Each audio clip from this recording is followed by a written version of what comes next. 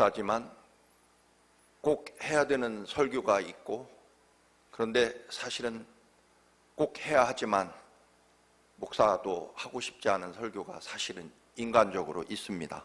무엇이겠습니까? 헌금에 관한 설교와 전도에 관한 설교입니다. 이것은 평안히 예배하고 싶은 교인들에게 심각한 부담을 주는 그런 설교이기 때문에 그렇습니다. 그러나 사실은 참 목사라면 우리 생명과 삶의 주인이 하나님이심을 고백하고 우리의 모든 삶이 철저하게 하나님 은혜로 살아간다는 것을 인식하며 하나님께 감사할 줄 아는 그런 신앙생활을 가르쳐야 될 의무가 반드시 있고, 또 진정한 그리스도인은 전도를 해야 되는 그런 사명을 가르쳐줘야 될 의무가 목사에게는 분명히 있습니다. 이거 하지 않으면 사실은 목사라고 불리기 어려울 것입니다. 성령 강림절을 맞이해서 성령 강림 후 어떤 일이 일어났을까? 오순절 마가의 다락방에 성령께서 임하셔서 온 예루살렘이 진동했다. 그런데 사실은 잘 들어가 보면 성령 하나님이 임재하시고 난 후에 성도들에게 나타난 반응은 크게 두 가지입니다. 하나는 그들의 재산을 팔아 모든 사람들과 함께 나누며, 즉 어떤 것도 아깝지 않을 만큼, 하나님의 사랑 외에는 그 어떤 것도 중요하지 않을 만큼 그들의 삶이 사랑으로 넘쳤다라고 하는 것과, 또 하나는 하루에 3,000명씩 회개하고 날마다 예수 앞에 나오는 사람들이 허다하게 엄청나게 늘어났다라고 하는 현상이 성령께서 임재하신 후에 나타나는 현상이다. 그렇다면 좀 심각한 이야기이지만 내가 하나님의 성령으로 충만한 성령의 사람으로 하나님의 영에 사로잡혀 살아가는 사람인지 아닌지는 결국 내 삶에 사랑이 넘치느냐, 그리고 나는 예수 그리스도를 온 세상에 자랑하고 전파하느냐에 달려 있을 것입니다. 20세기 기독교 최고의 지성으로 불리는 C.S. 루이스 목사님은 순전한 기독교라는 책에서 이렇게 말합니다. 교회는 사람들을 그리스도에게로 인도하여 그들을 작은 예수로 만드는 것 외에 다른 존재 이유는 없다. 만약에 모든 교회, 모든 교역자, 모든 교인이 세상 사람을 예수께로 인도하여 작은 예수로 살도록 하지 않는다면 교회나 목사나 교인이나 이 땅에 존재할 이유가 없다. 하나님께서 사람의 몸으로 마국간 구유에 탄생하신 이유도 그 참혹한 십자가의 모진 죽음을 감당하신 것도 바로 이것 때문이다라고 말씀합니다. 이 땅에 교인의 존재는, 교인으로 살아가는 이유는 이 구원의 소식을 내가 받았고 그리고 이것을 다른 사람에게 전하기 위해서라고 하는 것입니다. 하나님이 내게 주신 은혜가 너무 크고 너무 기뻐서 그 기쁨과 감격을 주체할 수 없어서 다른 사람에게 하나님이 당신을 얼마나 사랑하시고 어디까지 사랑하시는지, 십자가에 여러분을 위해 대신 죽을 만큼 피를 쏟으며 사랑하시고 그리고 다시 살아나셔서 영원토록 사랑하시고 여러분이 그 찬란한 하나님 나라 영생에 들어오기를 간절히 원하십니다. 그 한마디를 세상 사람들에게 전하기 위해서라는 것입니다. 한마디로 말하면 그리스도인이란 삶의 목적과 이유와 존재의 이유가 예수 때문에 사는 사람이다 라고 말할 수 있을 것입니다. 오늘 우리 청암가족 여러분에게 시간을 6개월 넉넉히 드립니다. 올해가 가기 전에 한 명 이상 꼭 전도하셔야 됩니다. 만약에 올해가 가기 전까지 한 명도 전도하지 못한다면 내년부터 여러분은 저를 목사님이라고 부르지 마시기 바랍니다. 그렇게 여러분 제가 여러분에게 오늘 선포한다면 내년 1월 첫 주에 교회 나오실 때 저와 인사할 때 여러분은 저를 뭐라고 부를까요? 아저씨 안녕하십니까? 라고 부를 것입니다. 그렇지 않겠습니까? 절반은 우스갯소리지만 사실은 맞는 이야기입니다. 하나님의 교회에 담임 목사로서 수십 년 설교를 하는데 그들의 영혼이 거듭나고 그들의 삶이 예수 그리스도의 것이 되어서 하나님이 얼마나 사랑하시고 얼마나 놀랍게 나를 구원하신 그 은혜가 감당할 길이 없어 견딜 수 없어서 가슴이 터질 것 같아서 내 생명과 삶을 온전히 드릴 수밖에 없는 그런 놀라운 구원의 은총에 가득 차서 세상에 나가 여러분 하나님이 이토록 우리를 사랑하십니다라고 전파해서 하나님의 복음을 받아들이는 사람을 한 명도 만들지 못하면 사실 저는 여러분에게 목사가 아니라 아저씨 그거 외에 다른 의미가 있겠습니까 여러분?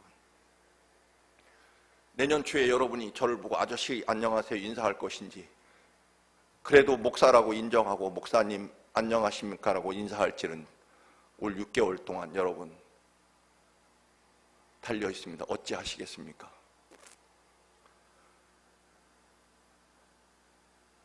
예수님이 십자가 죽으심으로 여러분을 구원하셨는데 복음을 전하지 못하는 교인이라면 당연히 저는 여러분에게 아저씨라고 불려야 맞습니다. 농담처럼 말씀드렸습니다만 사실 전도는 어려운 것은 분명할 것입니다. 왜 어려울까요? 무엇보다도 보이지 않는 하나님에 대해서 말하려고 하니까 어렵습니다. 그런데 보이지 않으시는 하나님을 보여주는 방법이 있습니다. 무엇일까요? 여러분, 저는 하나님의 거룩한 형상으로 하나님 닮게 창조되었습니다. 그리고 예수 그리스도께서 그런 하나님의 형상을 회복시키려고 십자가에 내 죄를 대신 지시고 죽으시고 내 죄를 용서하시고 하나님 나라를 회복시켜 주셨습니다. 그렇다면 구원받은 우리들의 삶, 예수님의 보혈의 피로 회복된 우리들의 삶 속에서 내가 예수님을 보여주면 된다는 것입니다. 그래서 사실 어려울 것입니다. 그런데도 주님께서는 이토록 어려운 전도, 복음 전파를, 영혼 구원을 반드시 해야 된다고 말씀하십니다. 아니, 명령하시되 우리는 그것을 지상명령이라고 선언하기도 합니다. 전도는 부활하신 예수님이 이 땅을 떠나가시며 하늘로 올라가시며 주신 최후 마지막 명령입니다. 마치 유언과도 같은 말씀이기에 지상명령이라고 호칭합니다. 마태복음 28장 19절에서 20절 너희는 가서 모든 민족을 제자로 삼아서 아버지와 아들과 성령의 이름으로 세례를 주고 내가 너희에게 명령한 모든 것을 그들에게 가르쳐 지키게 하라. 사도행전에서는 부활하시고 40일 지내신 후에 하늘로 올라가시며 마지막 이 땅을 떠나며 주신 명령 사도행전 1장 8절 그러나 성령이 너희에게 내리시면 너희는 능력을 받고 예루살렘과 온 유대와 사마리아에서 그리고 마침내 땅끝에까지 이르러 내 증인이 될 것이다 라고 선언하십니다. 세상에서도 유언장은 절대로 지켜야 됩니다. 지키지 않으면 그 유언의 권리와 효력, 그 능력은 상실하게 됩니다. 지상명령이라는 말은 주로 전쟁터에서 군인들에게 절대적으로 적용되는 말일 것입니다. 전쟁터에서 지휘관의 명령을 반드시 따라야 됩니다. 그렇지 않으면 비참하게 패하거나 모든 병사가 함께 죽기 마련이기 때문입니다. 지휘관이 돌격 앞으로 전진하라고 명령하면 아무리 총탄이 빗발치고 포탄이 터져도 지리밭이라고 할지라도 그래서 죽는 것이 분명할지라도 무조건 전진해야만 됩니다. 거부하면 명령 불복종으로 전쟁터에서는 즉시 처형당하기도 합니다. 구원받은 우리들에게 예수님이 이 땅을 떠나시며 마지막 주신 명령은 바로 복음을 전하라는 것입니다. 여러분, 우리가 구원받아 하나님 백성이 되면 바로 천국으로 가면 될 텐데 하나님은 왜 즉시 우리를 이 땅에서 데려가지 않고 남겨두셨을까요? 감당해야 될, 이 땅에 남아 있어야 될 이유가 있기 때문이실 것입니다. 그것은 바로 이 땅을 사는 동안 복음을 전파하기 위함입니다.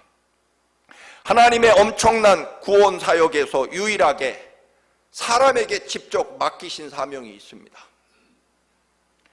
다른 사람에게 하나님을 보여주고 하나님의 사랑과 은혜, 구원의 소식을 전하는 일은 오직 사람에게만 맡기셨다. 먼저 예수 믿은 우리들에게 맡겨주셨다는 것입니다. 사실 전도가 어렵다고 말씀드렸지만 또 한편으로는 그게 어려운 이야기도 아닙니다. 우리가 진정으로 예수 그리스도의 사랑과 은혜를 알고 그 은혜의 바다 안에 살아간다면 주님 주신 사랑이 너무나 크고 놀라워서 내 생명과 삶을 기꺼이 드릴 정도로 주님 사랑한다면 전도는 그렇게 어렵지 않다는 것입니다. 문제는 결국 구원의 은총에 대한 감사와 기쁨이 그리고 예수 그리스도에 대한 사랑이 얼마냐라고 하는 것이 결정한다는 것입니다.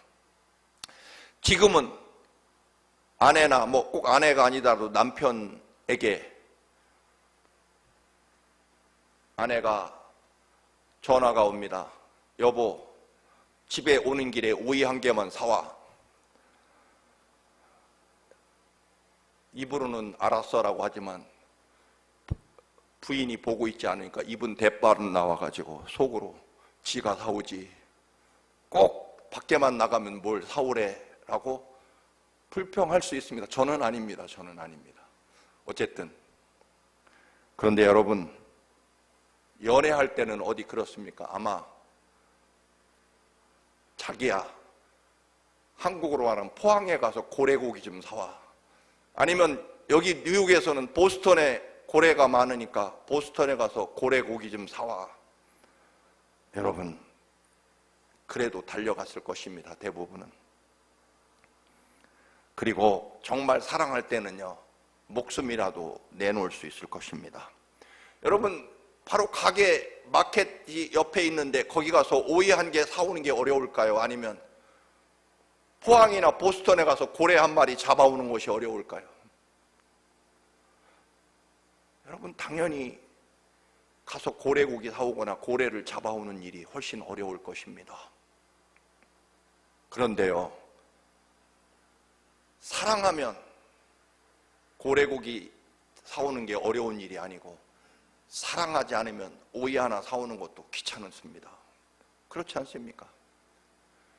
오이 사오는 게 어려우냐, 고래고기 사오는 것이 어려우냐, 혹은 죽는 것이 어려우냐, 여러분, 그것은 그 일을 하기가 얼마나 어렵고 고통스러우냐의 문제가 아닙니다.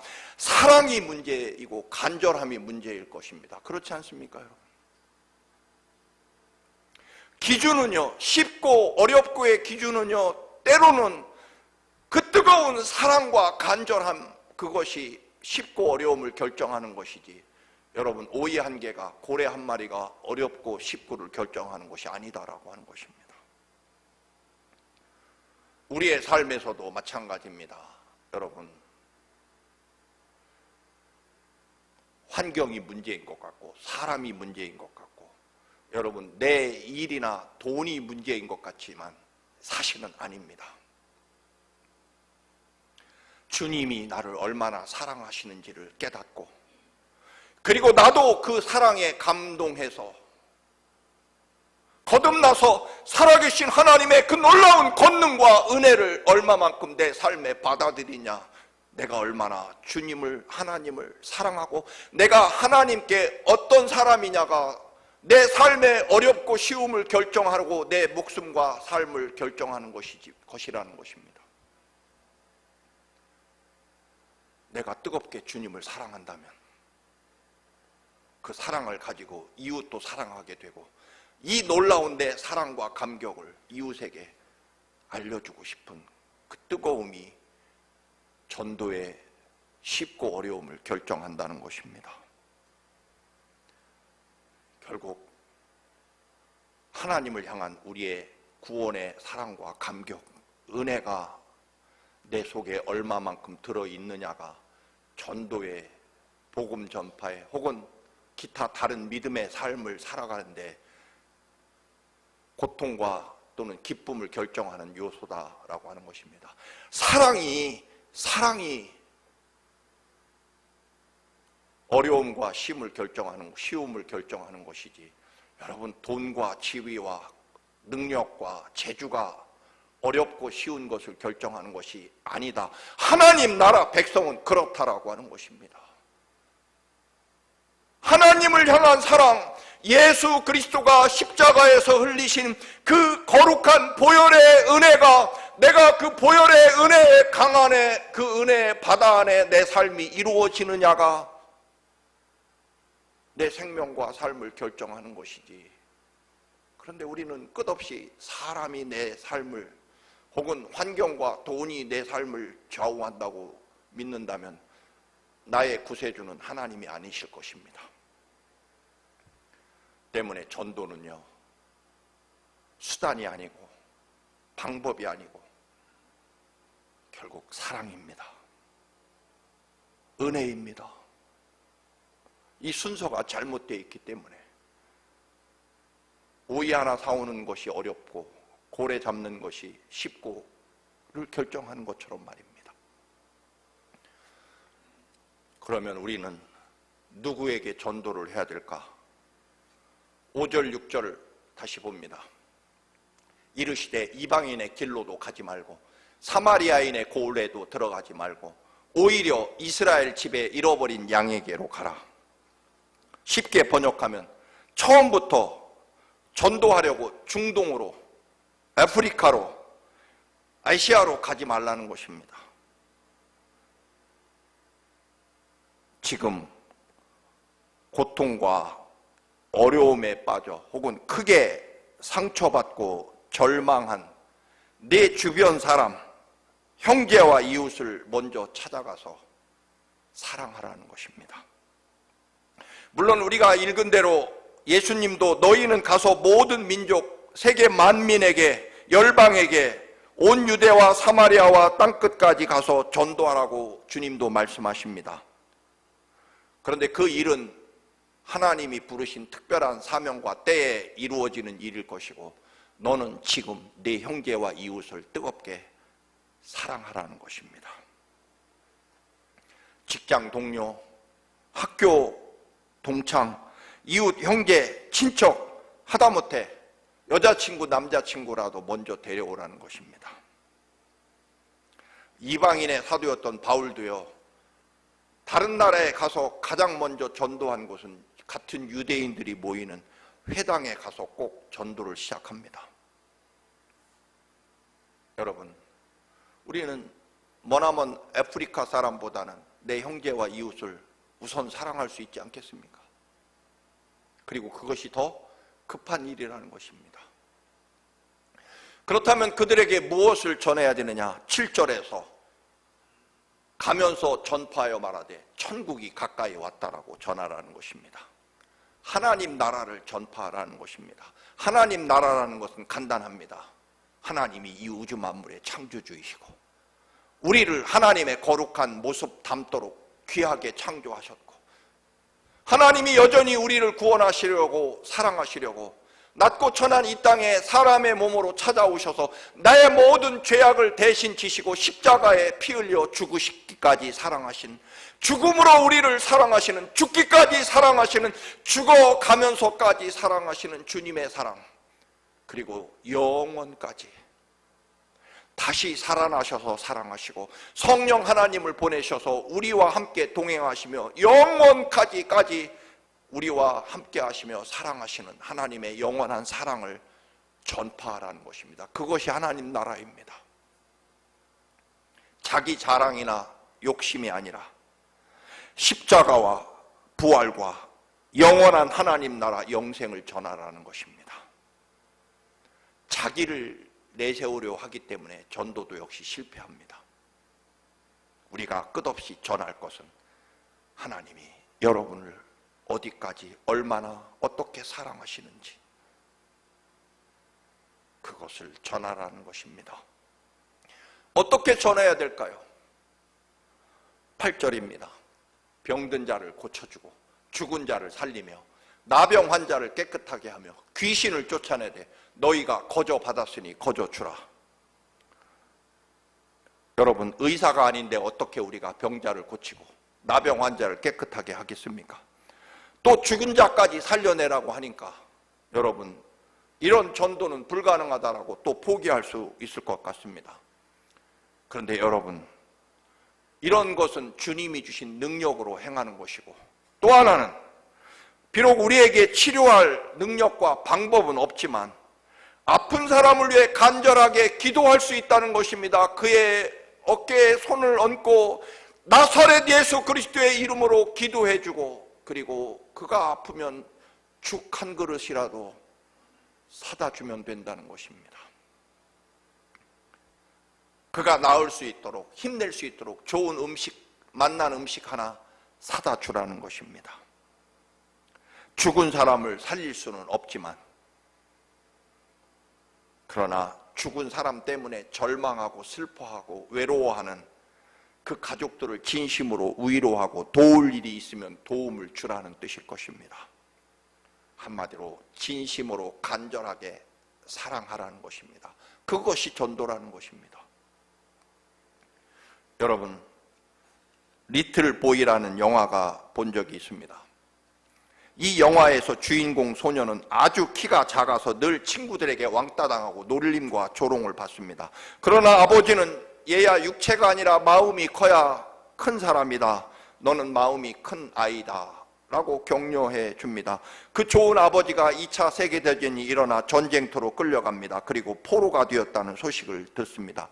그토록 사랑하던 아버지가 포로로 잡힌 이 소년이 절망하자 어머니가 위로하기 위해서 마술쇼를 구경하도록 보내줍니다. 공연 중에 마술사가 우연히 그 소년을 불러내서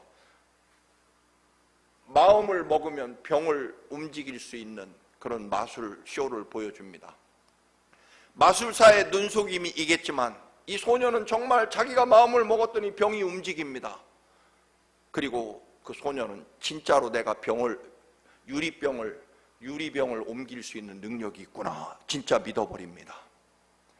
성당에 가서 설교를 듣는데 마침 여러분, 겨자씨만한 믿음이 있으면 산을 옮길 수 있습니다. 그때 그 소년이 신부님에게 말합니다. 신부님, 저도요, 마음만 먹으면 유리병을 저기로 옮길 수 있는 능력이 있습니다. 그래? 한번 해보거라. 아무리 마음을 굳게 먹고 이를 악물어도 유리병은 움직여지지 않습니다. 그때 신부님이 그 유리병을 번쩍 들어 옮겨 놓으면서 말합니다. 얘야, 이 병은 비록 내 손으로 옮겼지만 이 병이 옮겨진 이유는 네가 간절하게 원했기 때문이다. 하나님은 네가 간절히 원해서 내 손을 통해서 이 병을 옮겨 놓았다. 이것이 믿음이란다. 여러분, 간절히 원하면 그 누구의 손길이든 그 어떤 방법이로든 하나님이 이루어 주신다라고 하는 그런 의미일 것입니다. 전도라고 하는 것, 복음 전파라는 것도 결국은 간절함과 사랑입니다. 그것은 우리의 모든 믿음과 삶에도 적용시키고 확장시킬 수 있을 것입니다. 믿음은요, 간절함입니다. 사랑입니다. 왜 전도를 해야 됩니까? 마지막으로 여러분에게 말씀드립니다. 12절, 13절입니다. 너희가 그 집에 들어갈 때 평화를 빈다고 인사하여라. 그래서 그 집이 평화를 누리기에 알맞으면 너희가 비는 평화가 그 집에 있게 하고, 알맞지 않으면 그 평화가 너희에게 되돌아오게 될 것이다 라고 말씀합니다. 상대방이 내가 복음을 전했는데, 하나님의 사랑을 알려주었는데 거부하고 받아들이지 않으면 전도가 실패한 것이냐? 그 사람이 복음을 받아들여서 예수님 사랑을 알게 되면 내 전도는 성공한 것이냐? 그렇지 않다라고 하는 것입니다. 우리가 전한 복음으로 그 사람이 변화되고 거듭나면 하나님이 기뻐하시고 그 사람이 구원받아서 기쁜 일이고 또 전도한 나도 기쁜 일이다. 모두가 복받는 일이다. 그러나 혹 그가 복음을 거절했다고 해서 실패한 것이 아니다. 그가 복음을 거절하면 그에게 베푼 희생과 사랑과 섬김의 노력들이 나한테 다시 돌아오게 될 것이고 내가 복받을 것이다. 전도는 그래서 상대방이 받아들여도 복이고 받아들이지 않아도 그 복을 내가 상대방의 이웃에게 전한 그 간절한 사랑과 복음이 다시 나한테 되돌아와서 나를 축복할 것이기 때문에 결국 전도는요, 이래도 복이고 저래도 복이고 이래도 사랑이고 저래도 사랑이다. 하나님의 영광과 은혜가 어떻게 하든 이루어지고 결코 땅에 떨어지지 않는다는 것입니다. 다윗이 평생 소원 하나님의 성전을 예루살렘 왕궁의 옆에 짓는 것이었습니다. 그러나 여러분 아시다시피 다윗은 성전 건축을 위해 물자도 마련하고 설계도도 준비하고 일꾼과 모든 비용까지 다 마련했지만 하나님이 다윗에게 성전 건축을 허락하지 않습니다. 그런데 여러분 다윗은요 성전 건축을 하지 못했지만 준비한 것만으로도 영원토록 다윗 왕 킹 데이빗이라는 엄청난 축복과 영광을 누리게 됩니다. 설교 후에 이제 부를 찬송, 주님께서 우리에게 부탁하신 전도는요 천사도 존경하고 미치도록 부러워하는 사명이라고 합니다. 천사도 흠모한다. 흠모라는 말은 기쁘게 공경하고 간절하게 사모한다는 뜻이라고 합니다. 하나님이 전도를 천사에게 맡기지 않은 이유가 있습니다. 왜 그럴까요? 하나님 나라에서 가장 위대한 축복을 받는 일이 전도인데 하나님 나라의 가장 찬란하고 위대한 축복을 천사에게 받게 할 것이 아니라 예수 그리스도의 보혈로 구원하신 하나님 백성인 우리들이 받게 하시려고 가장 위대한 사명을, 축복의 사명을 사람에게 맡기셔서 천사가 미치도록 부러워하고 존경하는 일이 전도라고 말합니다. 하나님이 왜 전도를 우리에게 맡기셨느냐? 우리 귀찮게가 아니라 하나님 나라에서 가장 위대한 축복을 우리가 받게 하시려고, 그 얘기입니다. 여러분, 인천 하깃감리교회 이은숙 권사님이라는 분은요 감리교회에서 유명합니다만 7만 명을 20년 동안 전도했다고 합니다. 그래서 교단 총회에서 언제나 해마다 그분이 엄청난 최고의 상을 받습니다. 그분은요 생필품이나 간식거리나 고추장이나 건강식품을 끝없이 사가지고 베풀고 없으면 과자나 빵이나 껌이나 치약 이런 것들 총동원해서 전도를 한다고 합니다. 그분이 1년에 전도 비용으로 쓰는 돈이 5천만 원이 넘는다고 합니다. 그러다가 그분이 그렇게 열심히 전도하는데 췌장암 말기 판정을 받습니다. 그 이은숙 권사님의 간증을 들어보면 하나님 앞에, 하나님, 저는 이 땅에 살아야 될 이유가 오직 하나뿐입니다. 이 좋은 하나님의 사랑과 은혜를 전하기 위해서 저는 살고 싶습니다. 그토록 간절하게 기도했고 정말 놀랍게도 췌장암 말기에서 예수님이 어느 날 나타나셔서 손을 얹고 네 병이 나았다라고 하는 선언을 받고 정말 췌장암 말기, 그 불가능하다는 췌장암에서 구원받은 간증을 감리교 교인들은 다 들었습니다. 그분이 마지막 간증이 바로 이겁니다. 내가 복음을 들고 하나님을 위해서 전도한 것처럼 처음에 착각하기도 했지만 알고 보니까 전도가 나를 살리더라는 것입니다. 제가 늘 말씀드리지 않습니까? 내가 하나님 사명을 감당하는 것처럼 보이지만 아닙니다. 사명을 감당하다 보면요 내가 복받고 살게 됩니다. 하나님 말씀을 내가 지키는 것처럼 착각하지만 아닙니다. 하나님 말씀이 나를 살리고 복되게 합니다. 늘 말씀드리지 않습니까? 내가 자식 때문에 산다. 그러나 인생 되돌아보면요, 자식 때문에 내가 살게 되었다. 내가 자식을 위해 산 게 아니고 자식이 있어서 내 인생이 그래도 흔들리지 않고 넘어지지 않고 견디며 살아왔다는 것을 깨닫게 될 것입니다. 목사인 저도 청암교회를 위해 존재한 목사처럼 착각하지만 알고 보면 청암교회가 있어서 내가 복되고 내 삶이 아름답고 하나님의 은혜 가운데 청암교회 때문에 제가 존재하는 것입니다. 전도도 마찬가지더라는 것입니다. 내가 누구를 구원한다 그게 아니라 전도가 하나님의 가장 최고의 영광과 은혜를 소유하는 복이 되더라라고 하는 것입니다. 전도는 어렵지만 어렵지 않습니다. 무엇 때문에? 사랑 때문에, 은혜 때문에.